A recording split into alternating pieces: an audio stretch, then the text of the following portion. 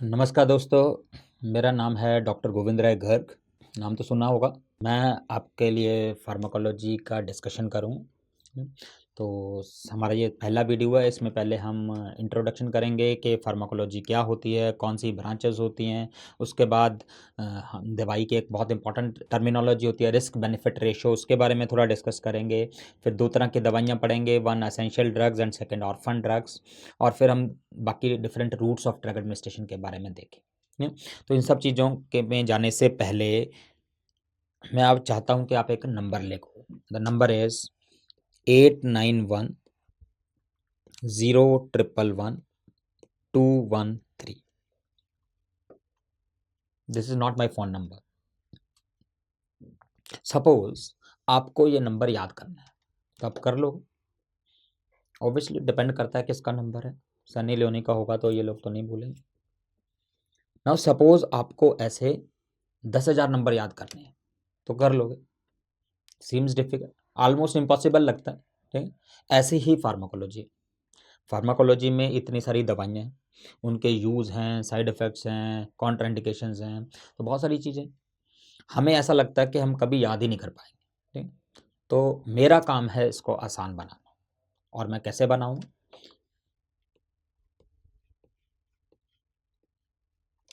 अब कर लोगे यार? क्या बन गया? 8 9 10 11 12 13। तो मेरा सिर्फ इतना ही काम है, लाइन मारने का।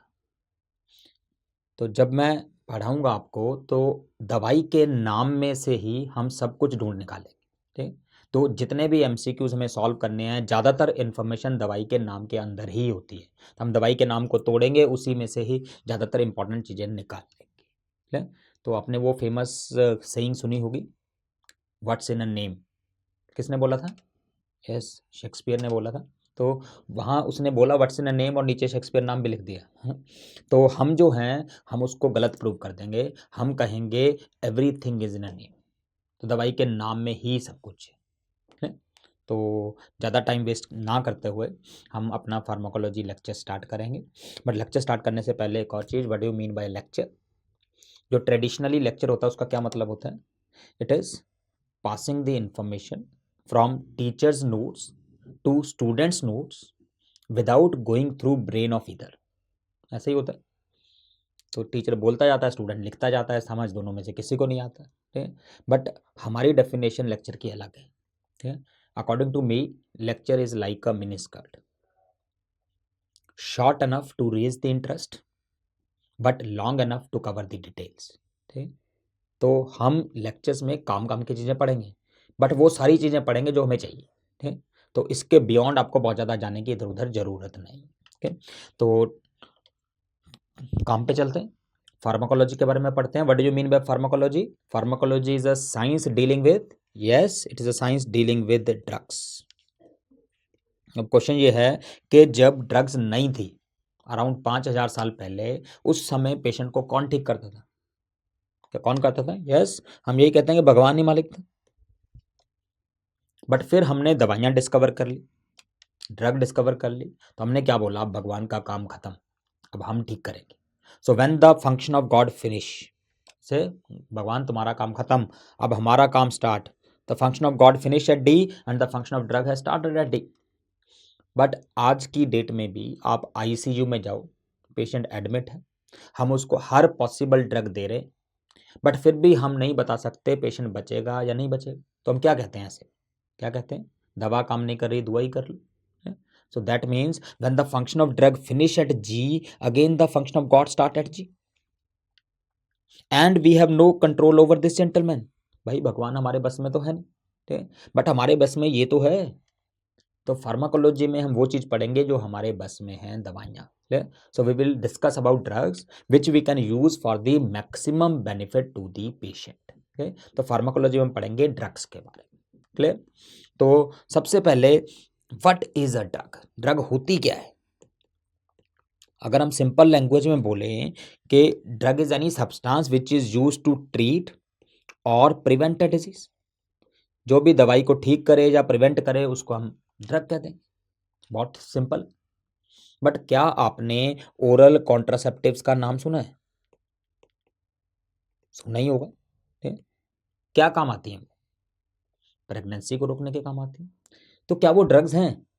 ऑब्वियसली वो ड्रग्स हैं, मार्केट में मिलते हैं, केमिस्ट की शॉप पे मिलते हैं, ड्रग्स हैं मान ली। पर किस काम आ रही थी? प्रेगनेंसी को रोकने के लिए। तो क्या प्रेगनेंसी डिजीज है? नहीं ना। तो ड्रग की डेफिनेशन थोड़ी ब्रॉड होनी चाहिए जिसमें और चीजें भी आ जाएं। तो ड्रग की जो डेफिनेशन है वो क्या है कि it is any substance which is used to और intended to be used to, मतलब हम हमारी मंशा यही है कि ठीक कर दे। किस पर्पस के लिए यूज कर रहे हैं? मॉडिफाई और एक्सप्लोर। किस चीज को मॉडिफाई करना चाहते हैं? द फिजियोलॉजिकल और पैथोलॉजिकल स्टेट, मतलब या तो नॉर्मल फिजियोलॉजी जैसे प्रेगनेंसी हो गया या बीमारी हो गई। किस लिए?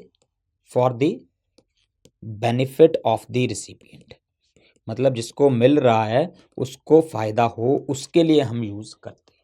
Clear? So this is the definition of a drug. MCQs के हिसाब से इंपॉर्टेंट नहीं है, बट सेकंड प्रॉफ में स्टूडेंट से पूछा जा सकता है। अब क्या है कि कोई भी दवाई सेफ नहीं है। सेफ मीन्स एब्सोल्युटली सेफ नहीं। अगर कोई कहता है कि ये दवाई बिल्कुल सेफ है, इसकी इससे कोई प्रॉब्लम नहीं होती, तो वो झूठ बोल रहा है। तो दवाइयों में एक बहुत इंपॉर्टेंट टर्मिनोलॉजी आती है जिसको हम कहते हैं रिस्क बेनिफिट रेशियो। मतलब हर एक दवाई कोई ना कोई बेनिफिट करे, बट कोई ना कोई साइड इफेक्ट करेगी जिसको हम रिस्क कहते हैं। ठीक है, तो हम देखेंगे कि बेनिफिट ज़्यादा है या नुकसान ज़्यादा है। तो अगर बेनिफिट्स ज़्यादा हैं तो उसको यूज़ कर सकते हैं, बट अगर नुकसान ज़्यादा है तो हम उसको यूज़ नहीं करेंगे। ठीक है, तो एक एग्जांपल से समझते हैं। एक दवाई आती है स्ट्रेप्टोकाइनेज। स्ट्रेप्टोकाइनेज का काम है थ्रोम्बस को तोड़ देना। ठीक, तो जब भी कोई ब्लड वेसल में ऑब्स्ट्रक्शन है, थ्रोम्बस ब्लॉक कर रहा है, तो स्ट्रेप्टोकाइनेज यूज कर सकते हैं। तो स्ट्रेप्टोकाइनेज हम कहाँ यूज कर सकते हैं? एक एक्यूट मायोकार्डियल इन्फेक्शन में जिसमें थ्रोम्बस कॉरोनरी आर्टरी को ब्लॉक कर रहा है, हार्ट को ब्लड नहीं मिल रहा, आदमी मर सकता है। अब दूसरा, कोई स्मॉल छोटी सी पेरिफेरल आर्टरी है, उसमें थ्रोम्बस है, कोई छोटे से एरिया को सप्लाई कर रही है, वहां पे थ्रोम्बस है, तो उसको भी तोड़ सकते हैं। तो फायदा तो दोनों जगह करें, बट नुकसान क्या है कि स्ट्रेप्टोकाइनेज देने से चांस है कि नॉर्मल फिजियोलॉजिकल थ्रोम्बस भी टूट जाए जिससे ब्लीडिंग हो सकती है। और सबसे डेंजरस रिस्क है इसमें सेरेब्रल ब्लीडिंग का, ब्रेन में हेमरेज का। सेरेब्रल हेमरेज कर सकता है। तो सेरेब्रल हेमरेज का रिस्क तो दोनों कंडीशन में रहे। अब इस पेशेंट में जिसमें फायदा बहुत कम मिलने वाला है क्योंकि एक छोटे से एरिया में ब्लड सप्लाई रिस्टोर होगी, बट रिस्क बहुत बड़ा है, ब्रेन में हेमरेज हो सकती है, तो हम ये रिस्क लेने को तैयार नहीं है। तो रिस्क बेनिफिट रेशियो फेवरेबल नहीं है, तो हम इसको कभी यूज नहीं करेंगे। बट इस केस में जिसमें आदमी की जान बच सकती है, तो हम रिस्क लेने को तैयार हैं कि हो सकता है 1000 2000 5000 पेशेंट में एक को हेमरेज हो जाए, बट बाकी तो बच जाएंगे। तो इस केस में हम दवाई को यूज कर सकते हैं।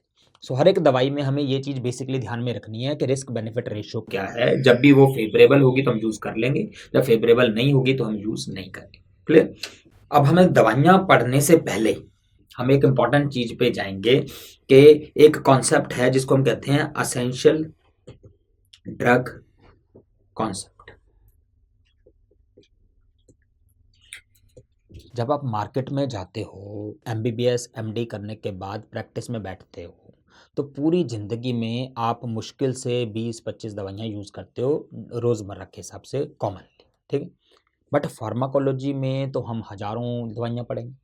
तो इतनी सारी दवाइयाँ, सारी की सारी दवाइयाँ जो हैं, हर एक पे डॉक्टर अलग-अलग यूज़ कर रहे हैं। सेम डॉक्टर तो सारी दवाइयाँ यूज़ नहीं कर रहे हैं।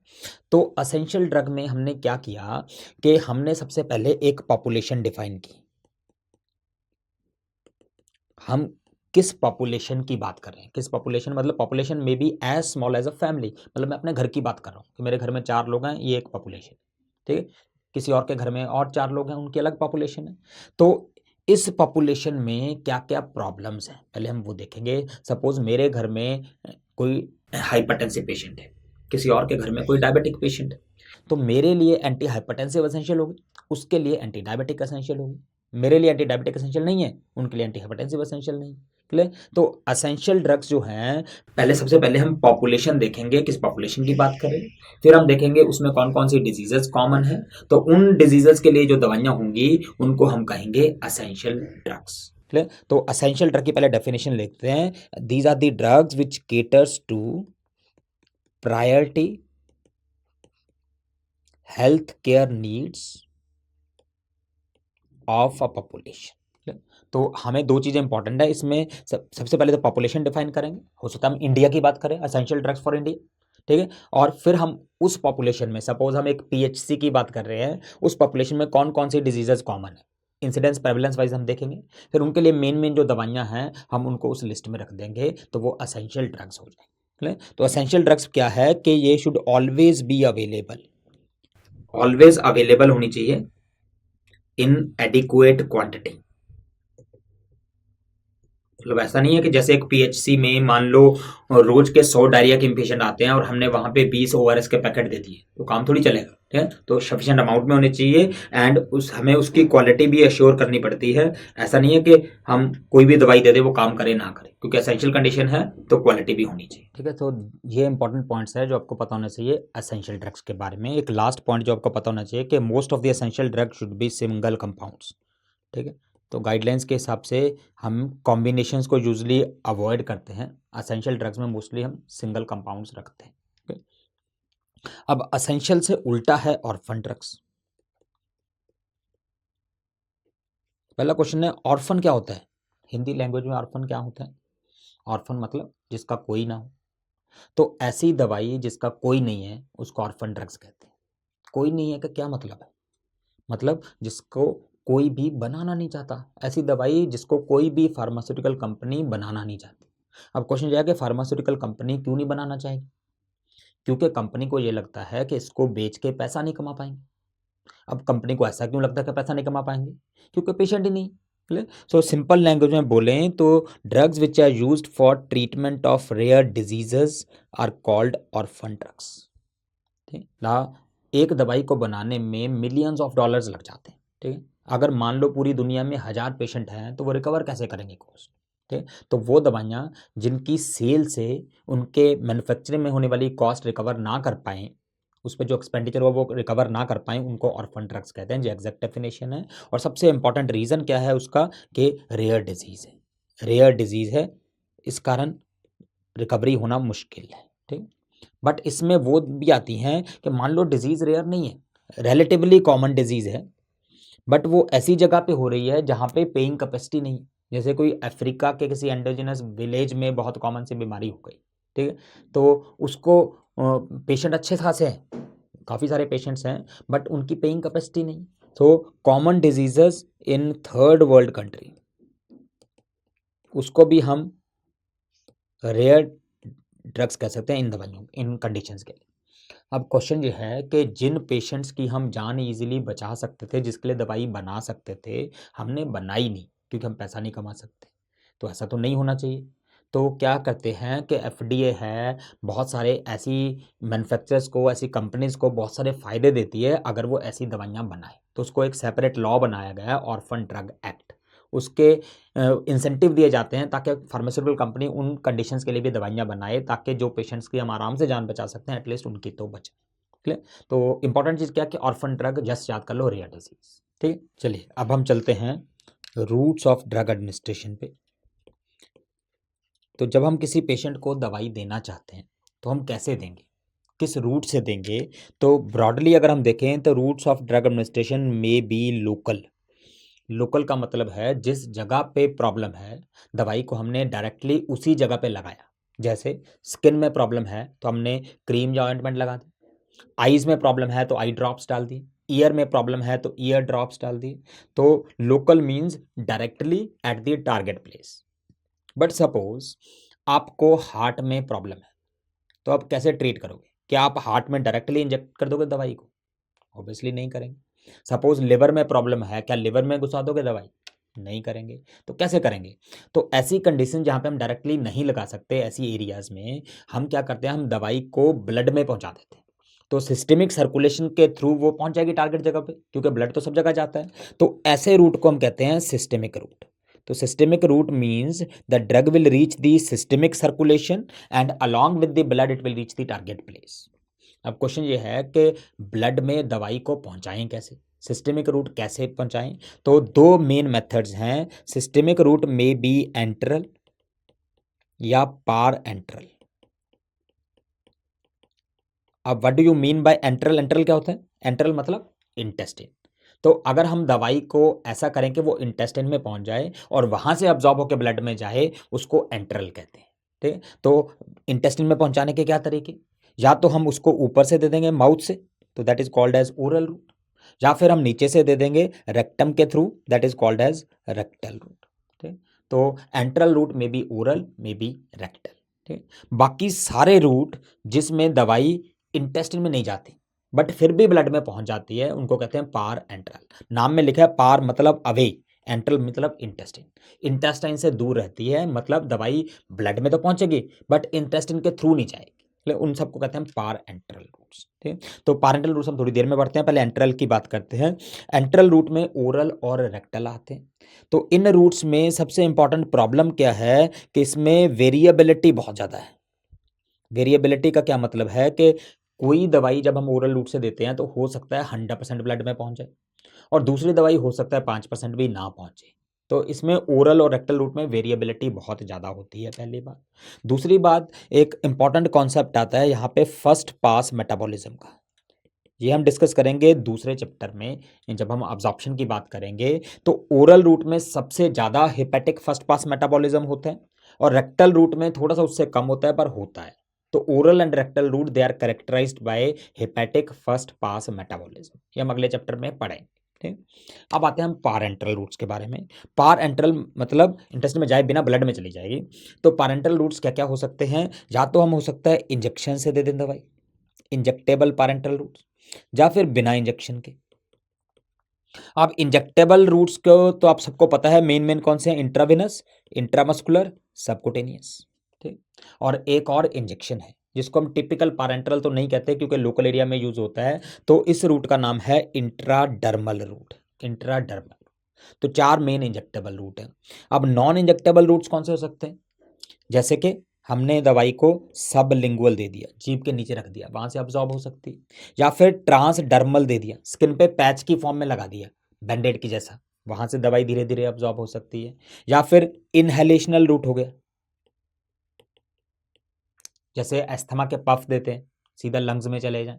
नेजल रूट हो गया, नेजल म्यूकोजा पे लगा दिया, वहां से अब्जॉर्ब हो गई। तो नेजल रूट की आप इंपॉर्टेंट एग्जांपल याद कर रहे हो, एक कैल्सिटोनिन है, ऑस्टियोपोरोसिस में देते हैं, डेस्मोप्रेसिन नेजल रूट से देते हैं, और एक नई दवाई आई है एस कीटामिन, एस कीटामिन भी नेजल रूट से देते हैं। तो these are important drugs which can be given by nasal routes. Clear, अब आते हैं मेन बात इंजेक्टेबल वालों की। तो इंजेक्टेबल पारेंटल रूट्स कौन कौन से थे, इंट्राविनस, इंट्रामस्कुलर, सबकुटेनियस और इंट्राडर्मल। तो इसमें सबसे इंपॉर्टेंट जो चीज़ आपको पता होनी चाहिए कि इनका जब हम इंजेक्शन लगाते हैं तो जो नीडल है उसको कितने एंगल पे रखते हैं हॉरिजॉन्टल से। ठीक, तो सबसे इजी क्या है, जब आपको पता है इंट्रामस्कुलर है, किसी मसल में इंजेक्शन लगाना है तो कैसे लगाते हैं, हम मसल में सीधा इंजेक्शन लगा देते हैं ऐसे। ठीक, मतलब हॉरिजॉन्टल से 90 डिग्री एंगल पे। इंट्रामस्कुलर जो है वो 90 डिग्री एंगल पे लगाते हैं सीधा बिल्कुल। ठीक, अब आ जाओ सबकुटेनियस, स्किन के नीचे लगाना है तो बिल्कुल ऐसे लगाएंगे तो मसल में जा सकता है ना, तो हम इसको थोड़ा सा टिल्ट कर देते हैं, आधे एंगल पे कर देते हैं, तो around 45 degree angle for subcutaneous. Usually हम स्किन को पिंच करते हैं ऐसे 45 डिग्री एंगल पे इंजेक्ट कर देते हैं। इंट्रावेनस में वेन, और वेन में जैसे ये वेन है इसमें अगर हमें डालना है तो 45 डिग्री पे जाना मुश्किल है, थोड़ा और टिल्ट कर दो ऐसे जा सकता है। तो इंट्रावेनस में नियरली 25 डिग्री होता है। और इंट्राडर्मल क्या है, नाम से पता क्या लग रहा है, डर्मिस के अंदर, स्किन के अंदर, मतलब स्किन के नीचे नहीं अंदर, सबकुटेनियस स्किन के नीचे, इंट्राडर्मल स्किन के अंदर। तो स्किन के अंदर अगर इंजेक्ट करना है तो हमें बिल्कुल हॉरिजॉन्टल रखना पड़ेगा, स्किन तो बहुत पतली सी है, तो इसमें हम एंगल नहीं रख सकते, बिल्कुल हॉरिजॉन्टल, ऑलमोस्ट जीरो।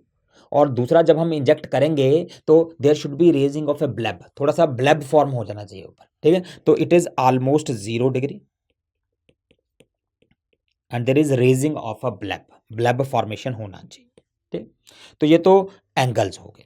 अब स्पेशल पॉइंट्स क्या है, आईवी का अगर हम बात करें तो क्या क्या फायदे हैं आईवी रूट के, एडवांटेज क्या है, सबसे इंपॉर्टेंट एडवांटेज क्या है कि सीधा ब्लड में जाएगी तो एक्शन फास्ट हो, इमरजेंसीज में यूज कर सकते हैं, सारी इमरजेंसीज में आईवी लगाते हैं ना ताकि जल्दी एक्शन आ जाए।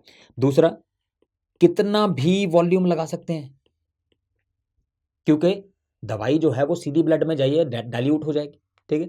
तो इसमें हमारे पास ऐसी कोई लिमिटेशन नहीं है कि हम 1 ml ही दे सकते हैं, 2 ml ही दे सकते हैं, 5 ml ही दे सकते हैं, हम कितना भी वॉल्यूम दे सकते हैं। यूजुअली जैसे नॉर्मल सलाइन है, इंजेक्ट कर देते हैं पूरा जितना भी जा सकता है, तो आईवी में कितना भी वॉल्यूम यूज़ कर सकते हैं। ठीक है, तो फास्ट एक्शन होता है, कोई भी वॉल्यूम यूज़ कर सकते हैं। और तीसरा इंपॉर्टेंट फ़ायदा ये है कि टाइट्रेशन पॉसिबल होता है। मतलब कभी इफेक्ट को हमें कम ज़्यादा करना है तो ड्रिप को सिंपली कम या ज़्यादा कर दो। ठीक है, ये तो मेन फ़ायदे हो गए। बट मेन डिसएडवांटेज क्या है या लिमिटेशंस क्या है? सबसे इंपॉर्टेंट, हम सीधा ब्लड में दे रहे हैं, तो अगर कोई भी इन्फेक्शन चला गया तो सीधा ब्लड में चला जाएगा, तो बहुत सीवियर इन्फेक्शन हो जाएगा। तो इसलिए सबसे इंपॉर्टेंट जो है स्टेराइल प्रिकॉशंस मेंटेन करना है, बहुत ज़्यादा ज़रूरी है, इन्फेक्शन के चांसेस रहते हैं। ठीक, दूसरा जो है कॉस्टली होगा ऑब्वियसली। आईवी है, पेशेंट को हम एडमिट करेंगे, इंजेक्शन लगाएंगे, ड्रिप चाहिए, बहुत सारी चीज़ें चाहिए, कॉस्टली होता है। और तीसरा इंपॉर्टेंट ये है कि पेशेंट अपने आप नहीं ले सकता, कोई एक्सपर्ट चाहिए जिसको आईवी इंजेक्शन देना आता हो। ठीक है, असिस्टेंस चाहिए, अकेला नहीं कर सकता है। ठीक है, तो ये मेन एडवांटेज डिसएडवांटेज हो गए। तो आईवी रूट जो है इसको यूजुअली 2 मेथड से दिया जा सकता है, एक होता है बोलस और दूसरा होता है इन्फ्यूजन। बोलस का क्या मतलब है? हमने दवाई को सिरिंज में लिया और सीधा वेन में इंजेक्ट कर दिया, मतलब ऑल एट अ वंस, एक ही बार में सारा लगा दिया। इन्फ्यूज़न का मतलब क्या है कि हमने दवाई को सिरिंज में लिया और उसको हमने नॉर्मल सलाइन की बॉटल में डाल दिया, अब बॉटल का ड्रिप लगा दिया और धीरे धीरे धीरे धीरे करके बॉडी में कई घंटों तक जाता रहेगा। तो इन्फ्यूज़न का मतलब होता है सिंपली ड्रिप के थ्रू, और बोलस का मतलब है डायरेक्टली एक बार। ओके, तो ये हो गया हमारा आईवी रूट। इंट्रामस्कुलर रूट के क्या एडवांटेज हैं? इंट्रामस्कुलर रूट का भी वही एडवांटेज है कि एक्शन फास्ट होता है, मे बी थोड़ा सा कम फास्ट होता है आईवी से, बट फास्ट होता है। ठीक है, और इसमें सबसे इंपॉर्टेंट ये है कि इसमें वॉल्यूम की लिमिटेशंस है, पर उतनी ज़्यादा नहीं जितनी बाकी रूट्स में है। आईवी में तो कोई लिमिटेशन नहीं है, तो इस इंट्रामस्कुलर में यूजुअली हम 5 से 10 ml तक दे सकते हैं, बहुत ज़्यादा नहीं दे सकते, पर 5-7 ml 10 ml तक दे सकते हैं। ठीक, डिसएडवांटेज वही है कि स्टेराइल प्रिकॉशंस चाहिए, कॉस्टली होता है, प्लस कोई और बंदा चाहिए, खुद तो आई हम नहीं लगा सकते ना। सबसे इंपॉर्टेंट चीज़ है सबकुटेनियस की। सबकुटेनियस इंजेक्शन के थ्रू तो देते ही, बट फ़ायदा इसका सबसे बड़ा ये है कि ये अकेला इंजेक्शन है जो पेशेंट खुद लगा सकता है। सेल्फ एडमिनिस्ट्रेशन पॉसिबल है इसमें, अपने आप पेशेंट लगा सकता है। SC subcutaneous, you can remember self care, अपने आप केयर कर सकता है। ठीक है, तो जो भी कोई दवाई इंजेक्टेबल है बट हमें लॉन्ग टर्म देनी है, जैसे एंटी डायबिटिक है, इंसुलिन है, ज़िंदगी भर देना है, तो हम नहीं चाहते कि पेशेंट रोज़ रोज़ आके हॉस्पिटल जाके इंजेक्शन लगवाने आए, तो हम सबकुटेनियस रूट से बना लेते हैं। तो जो भी इंजेक्टेबल ड्रग लॉन्ग टर्म के लिए देनी होती है उसका हम सबकुटेनियस इंजेक्शन बनाते हैं ताकि पेशेंट घर पे ले सके। क्लियर? लास्टली है इंट्राडर्मल, डर्मिस के अंदर, स्किन के अंदर। इसका जो मेजर फंक्शन है वो है एलर्जी टेस्टिंग। जब भी किसी दवाई की टेस्ट करना होता है कि पेशेंट कोई एलर्जिक तो नहीं है, तो हम उसको बहुत थोड़ी सी अमाउंट इंट्राडर्मली इंजेक्ट कर देते हैं, फिर उस स्किन को आधे घंटे तक ऑब्जर्व करते हैं। अगर वहाँ पे कोई रैश हो गई, हार्डनेस हो गई, तो मतलब आदमी एलर्जिक है, तो वो दवाई नहीं देंगे। अगर नहीं हुई तो आदमी एलर्जिक नहीं है तो हम दे सकते हैं। ठीक है, और कौन सा वैक्सीन देते हैं इंट्राडर्मल रूट से? BCG. BCG is the vaccine given by intradermal root. ठीक है, तो ये इंपॉर्टेंट पॉइंट्स हैं रूट्स ऑफ एडमिनिस्ट्रेशन के। ओके, क्विकली रिवाइज कर लेते हैं इस चैप्टर में हमने क्या क्या पढ़ी इंपॉर्टेंट चीज़ें। तो इस चैप्टर में हमने सबसे पहले आपको जो आना चाहिए वो फार्माकोकाइनेटिक्स क्या होता है, फार्माकोडायनेमिक्स क्या होता है, डेफिनेशंस क्या है इनकी। इसके बाद आपको जो इंपॉर्टेंट चीज़ पता होनी चाहिए, एसेंशियल ड्रग्स क्या होती हैं और ऑर्फन ड्रग्स क्या होती हैं, ये हमने दोनों पढ़ी, एसेंशियल और ऑर्फन ड्रग कॉन्सेप्ट पढ़े हमने। ठीक है, और रूट्स ऑफ एडमिनिस्ट्रेशन में जो स्पेशल पता होना चाहिए आपको, सबसे पहले ओरल और रेक्टल रूट से फर्स्ट पास मेटाबॉलिज्म होता है, ये पता होना चाहिए। दूसरा आपको ये पता होना चाहिए कि इंजेक्टेबल रूट्स जो हैं उनके एंगल्स क्या क्या हैं, आईवी कितने एंगल पे देते हैं और कितने देते हैं, और बाकी इंजेक्टेबल रूट के जो हमने मेनली एडवांटेज और डिसएडवांटेज पढ़े हैं तो थोड़े बहुत वो पता होने चाहिए। So these are the take home message, तो ये हमको पता होना चाहिए। ओके, तो कुछ एमसीक्यूज कर लेते हैं। पहला question, essential medicines are those medicines, कौन सी होती हैं? हमने बताया था दैट ट्रीट इमरजेंसी कंडीशंस, नहीं। Needed to treat serious disease, नहीं। Satisfy the priority health care needs of population, yes, ये डेफिनेशन है। Introduce recently into the market, नहीं। ठीक है, जो मेन बहुत बहुत सारे लोगों के लिए मेन दवाइयाँ जो कॉमनली यूज होती हैं उनको एसेंशियल ड्रग्स कहते हैं। Drug used for rare disease are known as, yes, ये तो इजी है, orphan drugs, orphan drugs for rare diseases. अब ये देख के बताओ कौन सा रूट है। दो इंडिकेशंस हैं इसमें। पहला, एंगल देख लो कितना एंगल है, ऑलमोस्ट 0 डिग्री। हॉरिजॉन्टल स्किन के साथ लगा रखिए। और दूसरा ये क्या हो रहा है, ये ब्लैब फॉर्मेशन हो रहा है, तो कौन से में होते हैं ये दोनों? Yes, it is intradermal. So answer is intradermal. तो ये है हमारे इंपॉर्टेंट रूट्स ऑफ एडमिनिस्ट्रेशन और जनरल फार्माकोलॉजी के बारे में। तो my message is work hard and stay positive. Thank you.